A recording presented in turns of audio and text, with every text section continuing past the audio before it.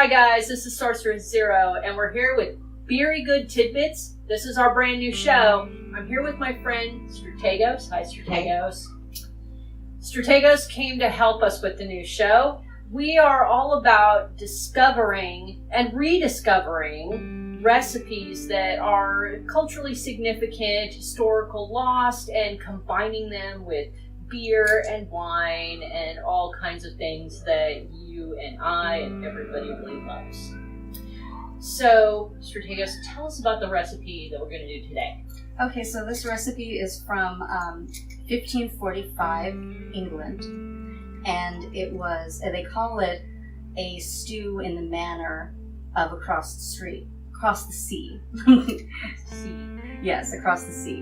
And by that they just meant that they were using spices that had been brought to them from places like India, for example. And so it's a lamb stew that is made with water and wine, with sliced onion, and with a variety of spices. I've got cinnamon, ginger, mace, clove, and then obviously salt, because no stew would be any good without salt. So, the recipe that I have in its older form,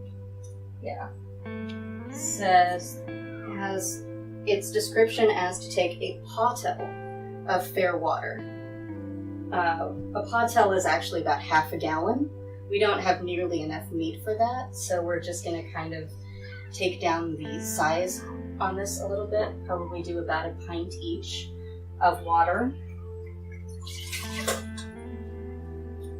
A little bit more than this.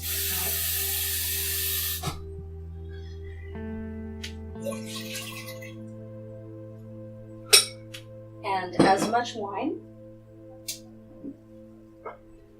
As much wine as humanly possible. Yes, as much wine as humanly possible.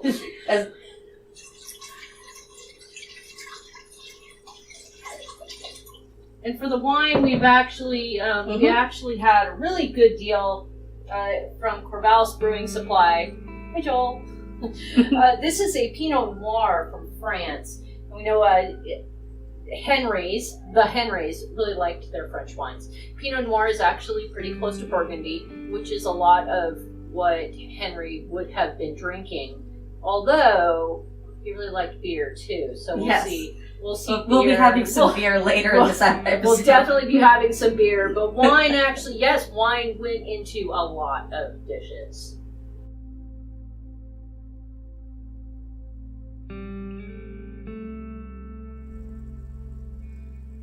Now, Strategos, let's talk a little bit about some of the spices that we're using today, because it occurs to me that not everybody could have afforded something as exotic as cloves. Where do these things come from? Well, the every single herb, spice that we're using, I'm sorry, it's my first podcast. Every single spice that we're using in this meal today would have been introduced into Europe during the Crusades. People came back with silks and new forms of art and new ideas about beauty, and a lot of these, slowly wound their way into culture all the way through Europe and in England. And they would have been available at markets for people that had the money to buy them. Unfortunately, so Tudor England was really a time when the rich people were getting richer. A lot of different industries were expanding, especially metal. And so the nobility, the yeomans, the craftsmen, they're all getting richer. The poor people are still down there where they always were. And they would not have been able to afford these kinds of spices. So they were developing their 1%. They were developing their 1%, it's true.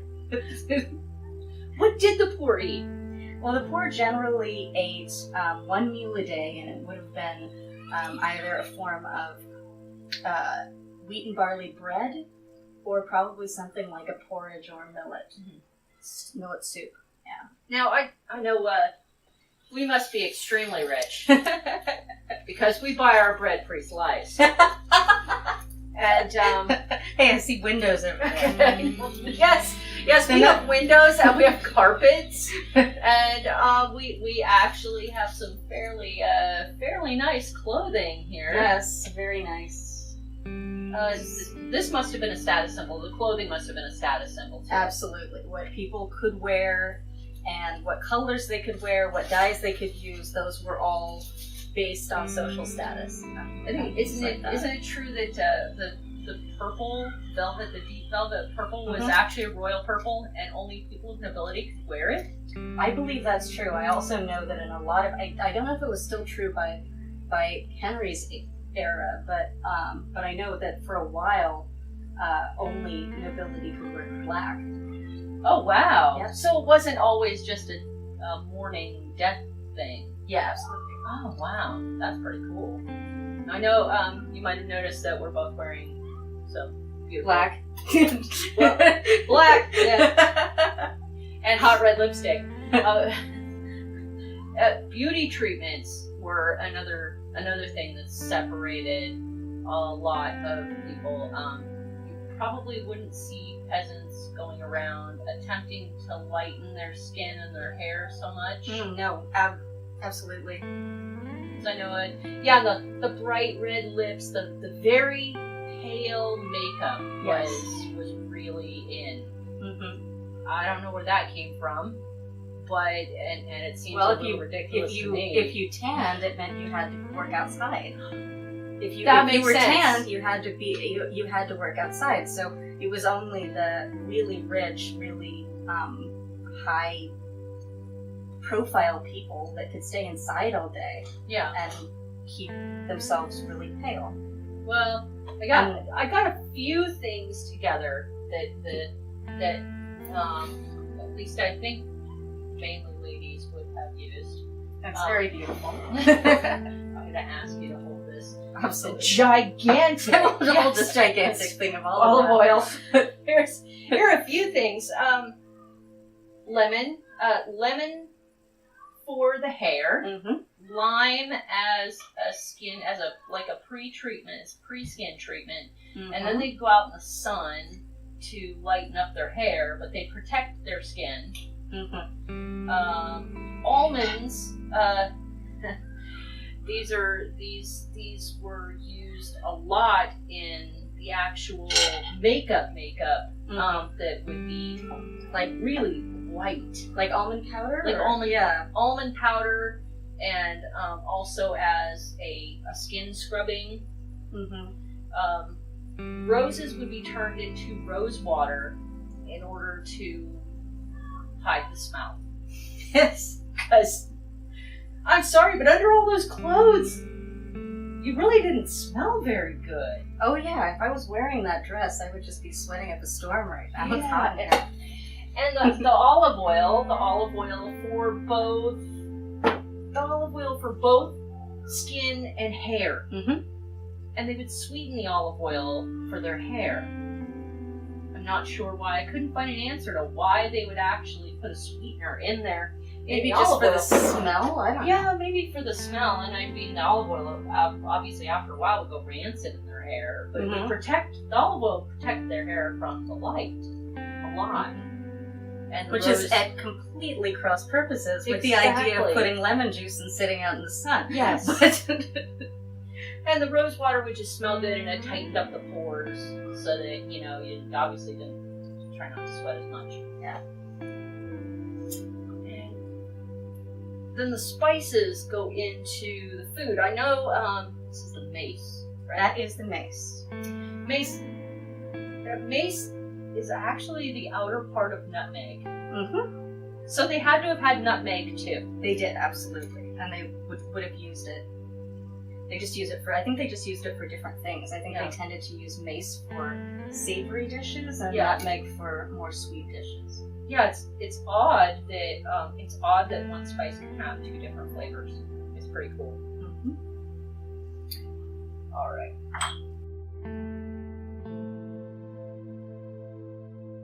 Now, you may be wondering how you can achieve some of these gorgeous looks on your own.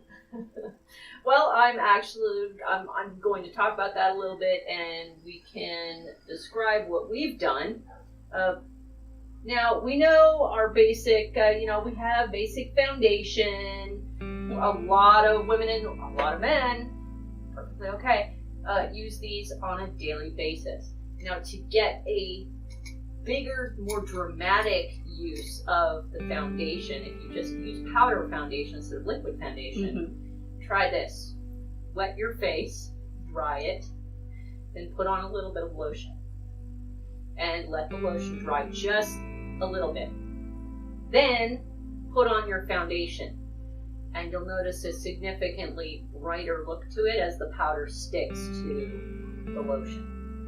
Then you'll want a really bright lipstick.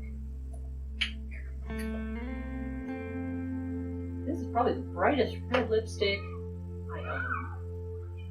Would they have had bright red lipstick like this? Absolutely. And what would they have used to achieve the white? Instead of, because I know we have modern foundation, bare minerals and all that, but they didn't have that back then. They actually mixed a combination of white lead and vinegar. Oh my god, lead powder. So it was, and they would just paint it on super thick because they often used it to hide any kind of scarring they might have from smallpox, stuff like that. It was a status symbol to be beautiful and white, and not have to go out in the sun, and not to have any scars. Imagine that it was a status symbol to be white. I'm sorry. No, it's okay. Continue. Things just hardly ever seem to change in the world.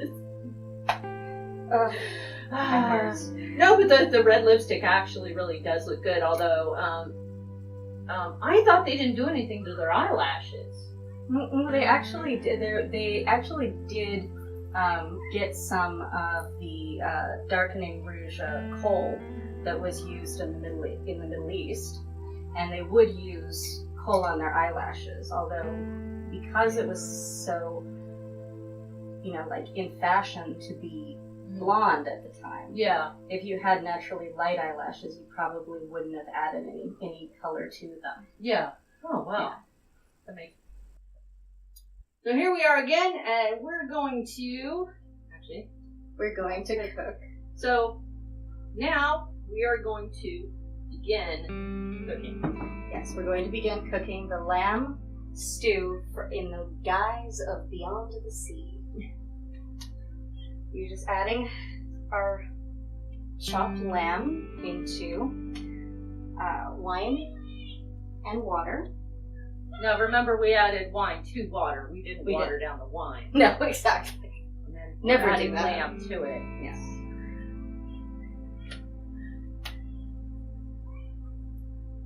Are we going to put the bones in there? I think so. Because there's some nice marrow in there. There's some nice marrow, and I think we'd like to get as much of this meat off the bones as possible, and they'll come off way, way more easily after it's been stewed for a while. Now, do the spices go in there right now? The onion goes in first. Oh, okay. So sliced onion is added to the top. So the recipe basically says to add the lamb and then to put sliced onions on top.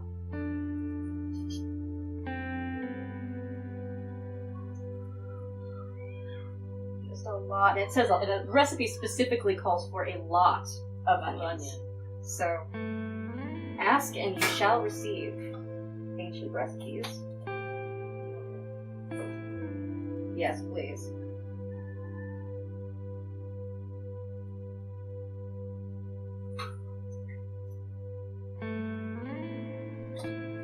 Don't worry, there will be photos and an entire recipe for this. Absolutely. Both the original older one and also kind of our interpretation of it Because the old one doesn't actually have any real amounts to it. No, it doesn't. I guess that's because they kind of figured everybody knew, you know, the basic amounts that went into Yes, all recipes that I've found prior to about the Victorian era, they don't list ingredient portions, they don't list cooking times. They just pretty much assumed that anybody that was going to be reading a recipe was a professional cook. Yeah. And knew how to, you know, roast a chicken, or knew how much, you know, of each spice to add. Yeah. Or even So this for baking. Even for baking. Baking, that floors me. That floors me that you would automatically know how much, you know, flour and salt to add so that you don't screw up the bread. But it's definitely something that was being taught more in a word of mouth sort of way. Yes. This recipe does actually have one unit of measurement in it, the pottle of water, which is a half gallon, and wine. But it doesn't actually give you an idea of how much lamb they want, how much onions, or how many spices. So we're basically doing this to taste. So how much of each spice are we thinking of using? Well, because I know a lot of these spices, like to us, are super strong. I've kept it to about a tablespoon or under for everything, because I think that we wanted to have a really strong spice flavor, and we've got that beautiful red wine in there, so it can handle a little bit of spice, but I don't want to overpower the meat or make it into something that's inedible. Fantastic.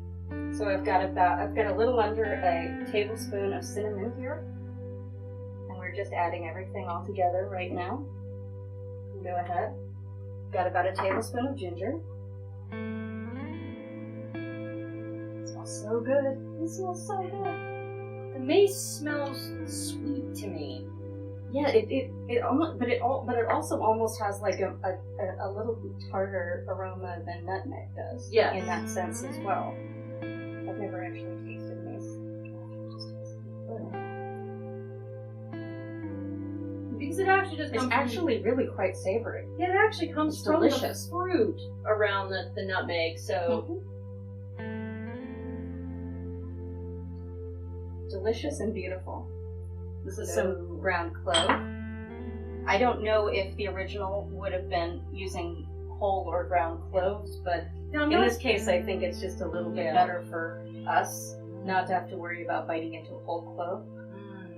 No, I'm not sure how much. I didn't know how much salt you wanted, so I just took a bunch of kosher salt. It looks good to me. I mean, we can always add a little bit more later if it's not if it doesn't seem. Well, salty. I don't want to put too much in there, or because that's way more than a tablespoon. Probably. Oh, there we go. Would handfuls have been used? Handfuls might have been used as a measurement. Probably. I doubt anyone would have actually been. Yeah. You know, getting a stern measure on any of this stuff. Well, a handful. I wonder if this is where the pinch came from. Oh, probably. The pinch. So I just want to make sure that I'm not really going to try to stir this much because we're going to just slow stew it. But I just want to make sure that all the herbs are covered. Yeah, exactly. Spices are covered. Right. Now. All right. Now the recipe just calls for doing that and then for stewing it until it's nice and tender. So is that covered? I would think so. I mean, the original, they might have been using a stew pot over a fire, which would have been like just a big pot. Mm-hmm. But I think that in order to keep it nice and low and slow, doing it, you know, cover it on a lower temperature is probably going to work. Well, we're going to simmer this. We're going to simmer it. And then it's going to smell so good in here because it already does. We're going to come right back and we're going to drink some beer. Oh, I can't wait. My favorite word.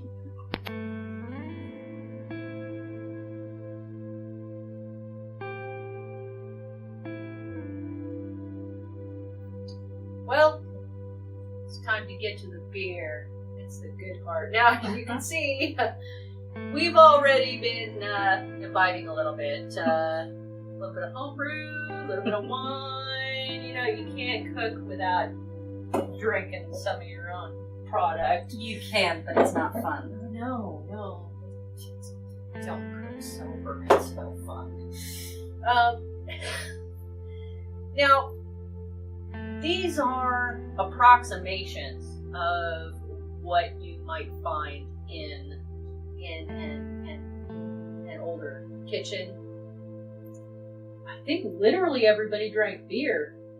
In 1540, literally everybody drank beer. Pretty much everybody drank beer in 1540. Yeah, absolutely. Beer went through a variety of stages. The very first brew product was the biggest and strongest. Then you'd have a little bit less strong product, and then you'd have what was called small beer, and this was very least alcoholic, and even children would be drinking this stuff because who wanted to drink water back then? That was not good. It was dangerous. Yeah, exactly. With all the dangerous organisms floating through the water supply, drinking beer and sanitation issues and all that stuff. So drinking beer can save your life. Yes. Here is Founder's Curmudgeon. This is an old ale brewed with molasses and oak aged. And I think that probably doing things with molasses was like a sweeter beer and a spicier beer, maybe that would have been realistic, wouldn't it? I think so. I'm not sure. I mean, I know molasses is a byproduct of processing sugar, and so, but it's something that may have been available to brew with, and it seems to me like this is the kind of thing that would be available more at a pub, a specialty pub brewery would want to add some interesting things to make, and they'd also be capable of aging it. Your farmhouse beer wouldn't. I don't think it would be aged. Well, I think it's very. Old ales and really sure. big ales would have settled really well Yes. with a very rich dish, and lamb even then was rich. Yes. The flavor of lamb is very rich, and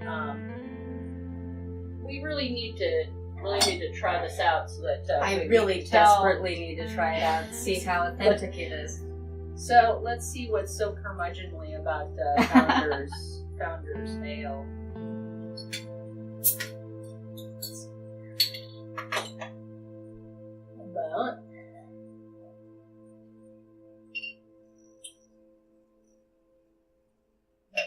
For you?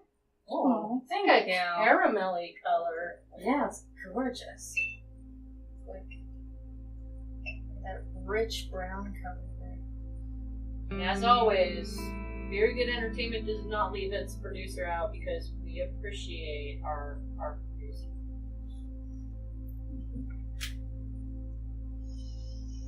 Ooh, I can smell molasses in there. Oh, yeah. It smells super malty. It is. A little bit of molasses. Super big. Super big. And oak. Can you smell the oak? Very. I mean, it's pretty light and it's pretty clear. I'm smelling something underneath. I mean, yes, I can smell the oak. It's definitely one of those oaks that go almost orangey for me in terms of the way they smell. Wow, it's so big. That's what a strong ale should taste like. What percentage is this? This is 9.8. Yeah, we're really going to enjoy dinner. 50 IBUs. So this is more IBUs than I would be looking for, but probably hops, because you wouldn't be using hops much except as a preservative. But yeah, at the same time, something that they're going to put molasses in might have a lot of hops.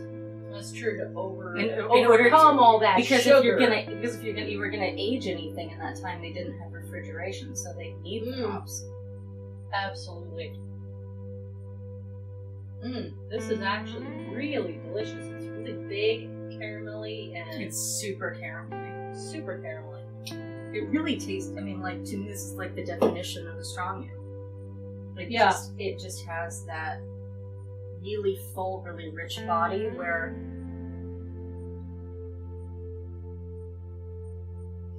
I'm only getting the sugar on the back of my tongue. Yeah. You know, the front of my tongue is just getting this nice, rich, brown-ish ale, you know. And good news for those of you who have access to Founders beers.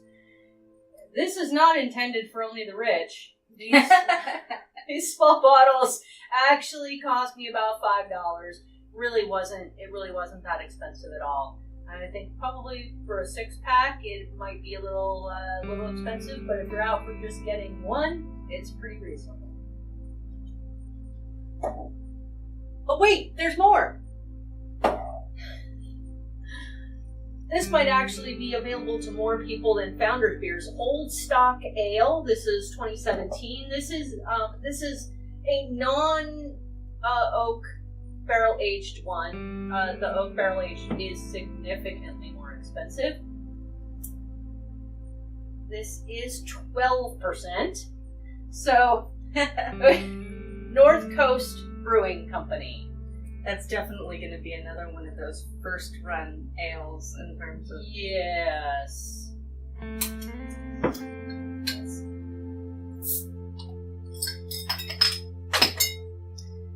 Oh, I was pretty good on that. Here we go.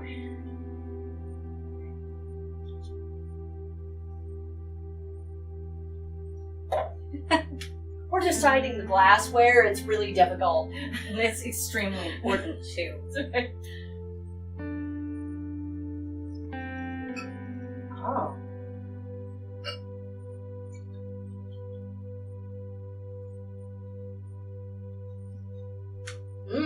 Okay, this is...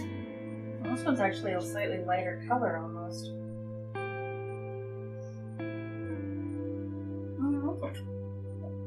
No, it's the same. No, it does seem to be a little, maybe, no, very similar, and very similar in carbonation. I'm getting I would have expected a really boozy aroma. I'm actually and getting not a floral aroma, almost. Yeah. It's much softer than I thought it would be.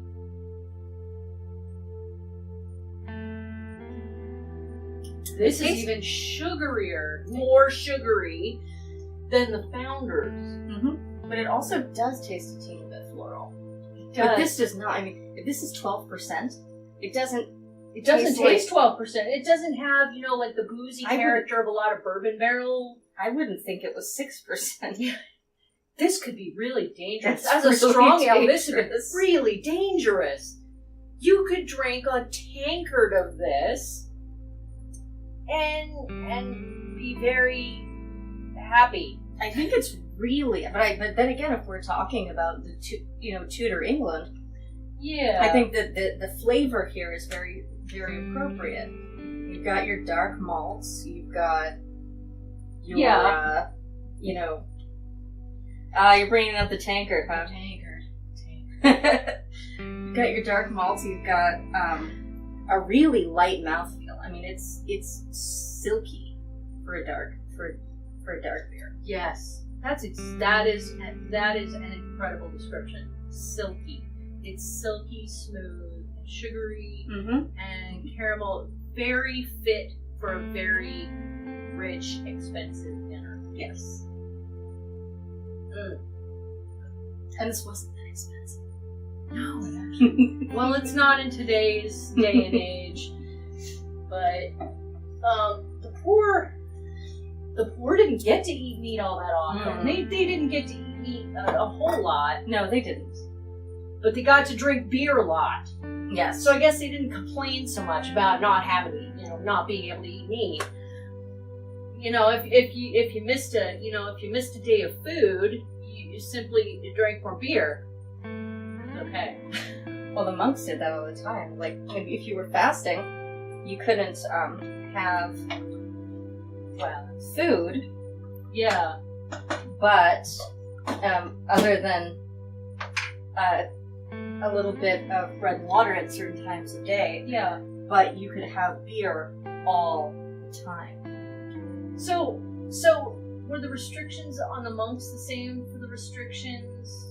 I mean, I know that people in England at this time were not allowed to eat meat on Fridays, Wednesdays. There were certain days when I can't remember which days. I know that their Friday definitely they could not eat. I'm pretty sure Friday was one of them. Yeah. They could eat fish, but that was like the only meat they could eat. Yes, they started putting in laws that said, oh, you can't have fish on certain days. You can't have meat on certain days. You have to have fish, and they were originally religious laws, and then later on it was just basically to support fishermen. Yeah, in the area.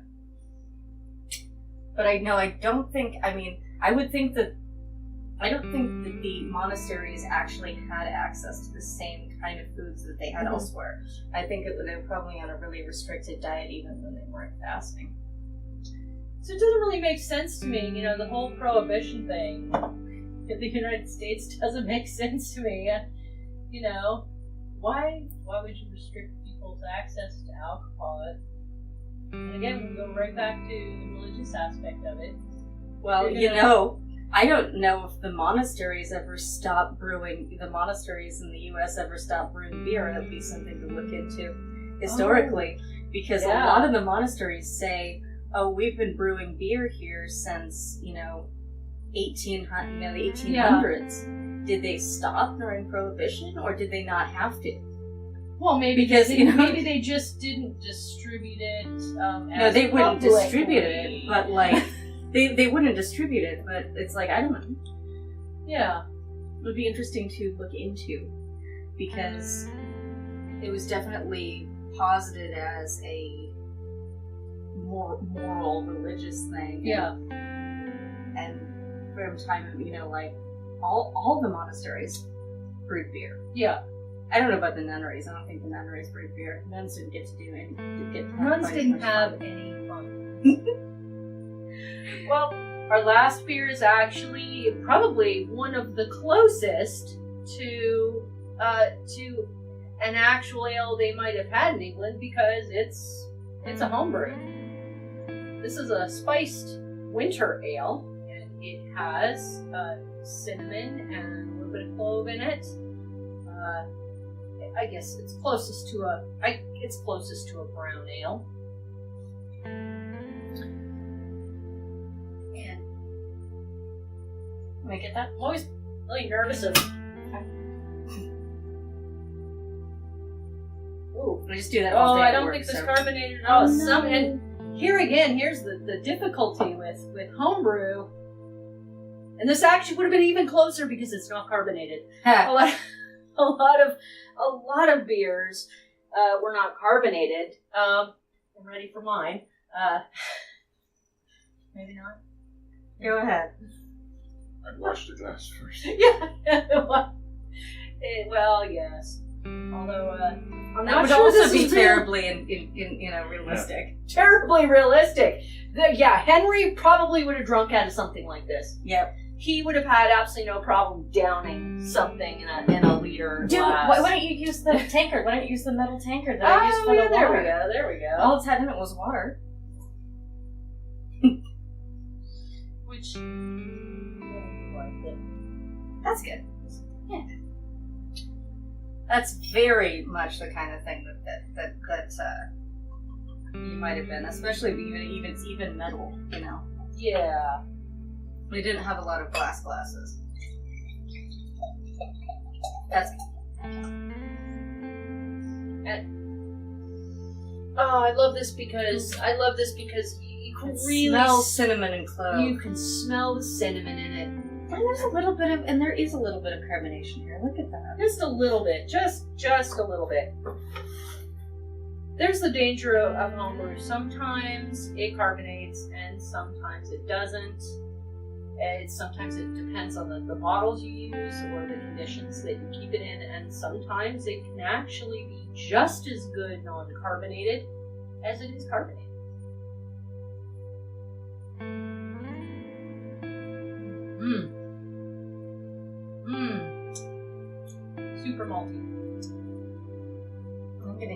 of those spices. That Yes. cinnamon, that clove. Ton of clove. I almost consider this more a dessert beer. It definitely has some dessert beer vibes, but at the same time, it's not overpowering. Yeah. It's not super sweet, compared to this one. It's very, yes, compared to that one, it's far less sweet.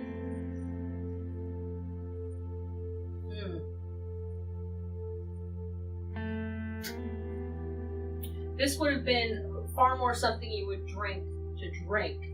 I honestly bet this would be something that Henry VIII would have absolutely adored. Really?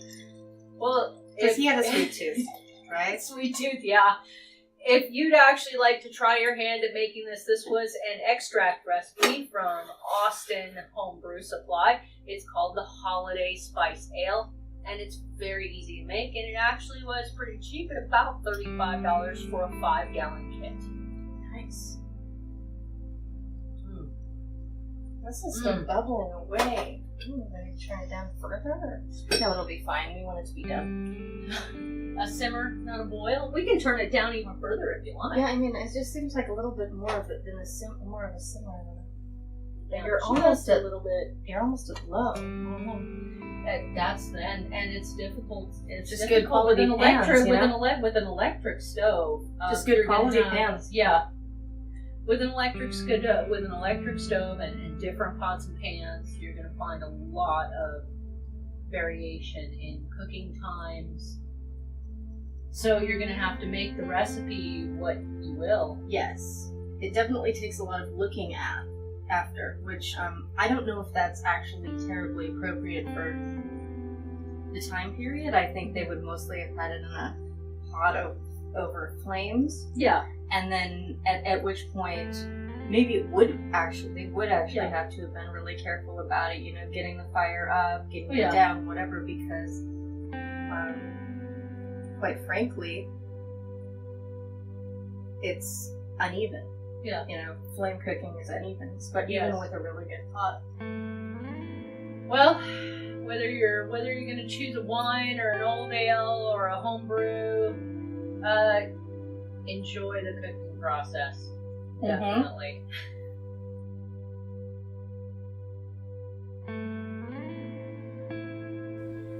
It's been about an hour and a half now. The stew's been simmering away nicely, and it's time to try it out.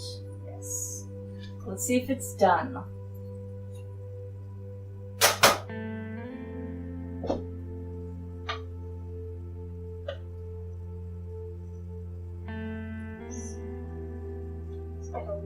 Do you want to try a larger piece of lamb or a smaller one? This one.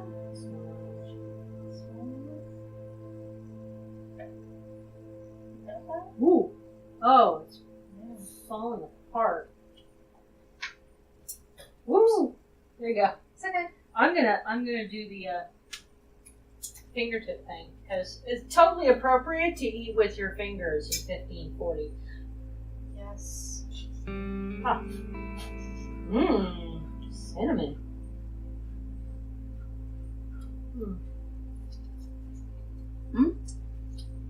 Slightly chewy. Move another 20 minutes? Yeah, I think at least another 20 minutes, maybe a half an hour. Oh, okay. Well, Maybe. I don't want to do it too much. you want it to be done Mm-hmm. and tasty. It's still just slightly chewy, which we definitely want it kind of falling apart. Mm-hmm. I can still feel the chewiness of the fat. Not to mention, I think that there's still a little bit of a grittiness from the Yeah. from the spices that we put in this broth, and in a little bit more time there won't be. Yeah. So that will be nice because you don't want any grittiness on the meat or anywhere. So about 20 minutes. We'll try it again. Which means that basically, for this recipe, you want to give it about 2 hours. Yeah, about 2 hours. So we're gonna give it another 20 minutes, and then we're going to toast some bread Mm-hmm. because the sops, right? Yes. So we'll tell you a little more about them as we make them. But sops were pretty much a staple with any kind of light soup or stew that was being used in the Middle Ages. They're either thinly sliced bread or toast that you served under or with, and so that's actually where the term to sop up comes from. You would take the sop, the piece of meat, and you would basically pick up all of the broth from the bottom of the bowl, get it, until the bread was totally Full. Yeah, full, exactly. And eat it. Excellent. That's what sops are. 20 minutes on the clock. 20 minutes.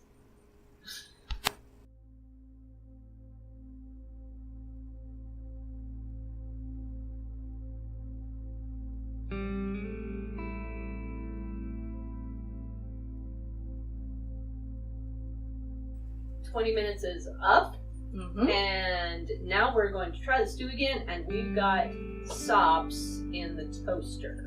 We do. Sops are, I think I already told you about this, but they're traditional in use with any kind of soup or stew from the Middle Ages. Pieces of bread or toasted bread would be served under or with the soup in order to sop up everything. And we're just about to have those out and sliced and ready. Now, what we're going to do right now is we're going to figure out if everything's cool. It looks like most of these bones, yeah, I can actually get all the meat off these bones and clean them really beautifully. And just pull out the clean bones.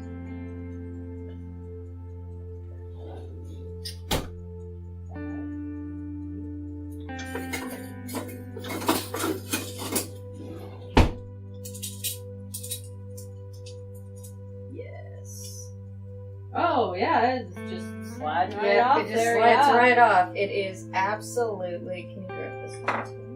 I don't know if this one's gonna. Whoop, sorry. I might have to use my fork with my spoon a little bit. Well, we might have to pull this one off.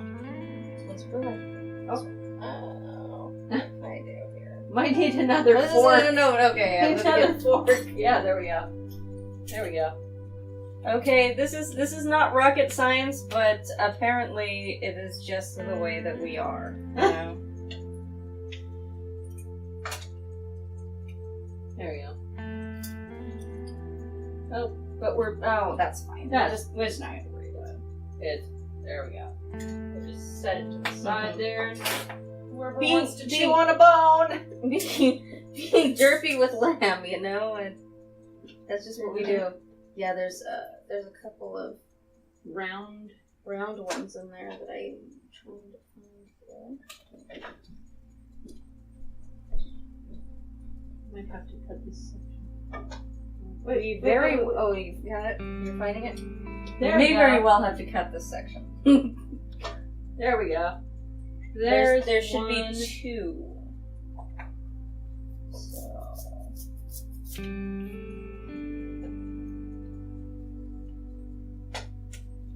Trying to reach under. You found it? Got There it. it is. Wait. No. That's it. There we go. Brilliant. Brilliant. Brilliant. Mm-hmm. Oh, Now, that- my that- guess is that lamb is plenty tender enough. Yes, and that actually It's the so actually, gorgeous. It looks like a stew. It I know. really Look does at look the, like the, a the stew. caramel. The brown Mhm. caramelization, the onion. Mm-hmm. Absolutely. It's gorgeous. So, as soon as we have our toasted bread, Or burnt bread. or burnt bread, is it burnt? It's okay, it'll It's live. okay. We can always make more. Some people like. No, this is fine. Some That's people like not it over. more than others. That's not over toasted. It'll be fine. Okay. They would have had big roaring fires. To I mean, toast yeah, it. we would have been big toasting it roaring over fire, the yeah. fire, so I think this is going to be fine. Just a little bit of caramelization is going to be just fine. You Definitely. get like a plate and slice these. Slice the bread. Plate. Thank you. Gentle. Well, The ones on the bottom aren't nearly as done. yeah. Well, the ones at the back probably are, though. I think the ones on the bottom toaster are. So everyone can pick as toasted as they like. We do have a range. Oh. And these aren't as toasted either. It's just the ones in the front. I think the bottom of these might be. There we go. Anyway. Now, rashers of sops. Rashers of sops. Does that mean we need to cut them into pieces, or? Usually you would cut them into strips. And then serve them kind of on the side under the stew. A little bit the way you would do rice with a curry. Oh. Excellent. Well, I think we can do that. dinner is served.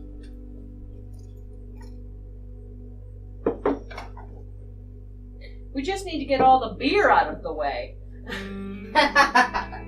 Good luck.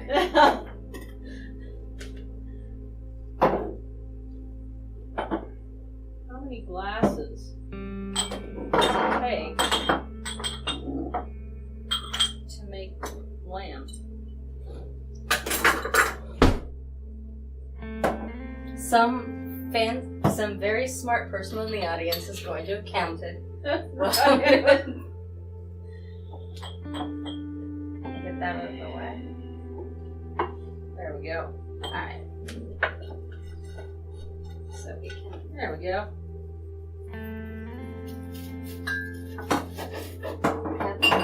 Cut them in about thirds, like this.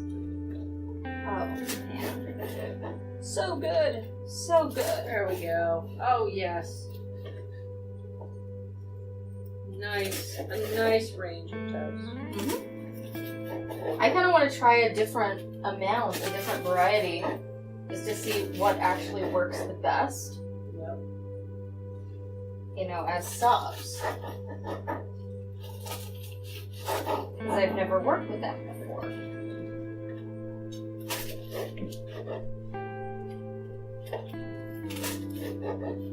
Alright. And now for the bowl. And now for the Ladle. pièce de Resistance. resistance. Everyone expects the Spanish Inquisition. Ladle and a bowl. Alright, okay, so what we want to do to dish this up is we want to put, so I'm going to put a different, so we'll put this one, and this one, and this one, so I'll put this one and this one and this one, and then you know, to get it nice Here, I'll and hold the bowl. oh yeah. And then dish some stew On the side. oh, yeah, on the side or over. You know, it does say to be dished on sops. A little more. Oh, just.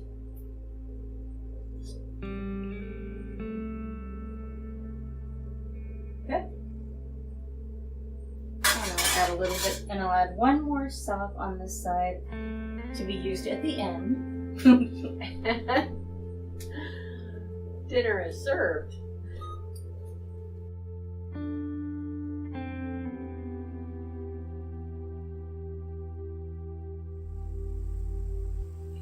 Well, I can definitely say that meal was an unmitigated success. It was really good. It was really good. Really good. Cinnamon and you could definitely taste the mace. Yeah, you could actually, and it created this beautiful savory resonance with the onion. But I mean, it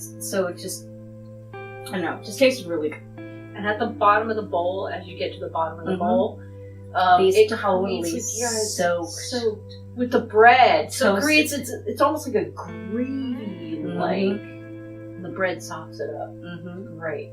Definitely recommend sauce for sure. Absolutely. And this recipe, actually. Yes.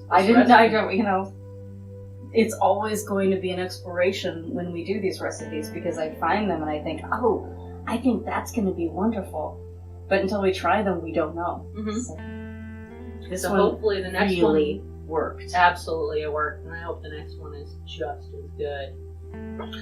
Well, I'm Sorcerer Zero, and you guys generally know where to find me. Anywhere you can plug in S0RCERESS0. That's on Google Plus, Facebook, Amazon. Remember that I write books too. And Strategos, where can they find you? So this is the only thing that I've really done as far as any kind of podcast or live entertainment goes so far. But I do have a Twitter at Throne Imperial, ThroneImperial. And I will be available more and more. There may be a Strategos showing up on Facebook? Really? Facebook? YouTube? YouTube at some point in the near future. Facebook is not. No. I got a Facebook, but you don't need it. Well, if you guys have any questions about the recipe, about Beery Good Tidbits, or about Beery Good Entertainment, or just about us in general, go ahead and let us know. We're more than happy to say hi and discuss food, and especially beer, with you. Indeed. Have a great night.